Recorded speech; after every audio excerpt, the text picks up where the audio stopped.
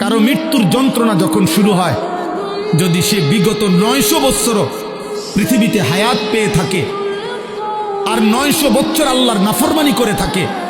কিন্তু 900 বৎসরে কোনোদিন 1 সেকেন্ডের জন্য কোনো রকমের দুঃখ, কষ্ট, বেদনা, এক ফোঁটা চোখের পানি পড়ে নাই, একটা সুইয়ের কাঁটার আঘাত লাগে নাই, পুরাপুরি 900 বৎসর যেই নাফরমান সুখ আর আনন্দ আহ্লাদে এই দুনিয়া কাটাইছে, খোদার কসম তাফসিরে লিখছে,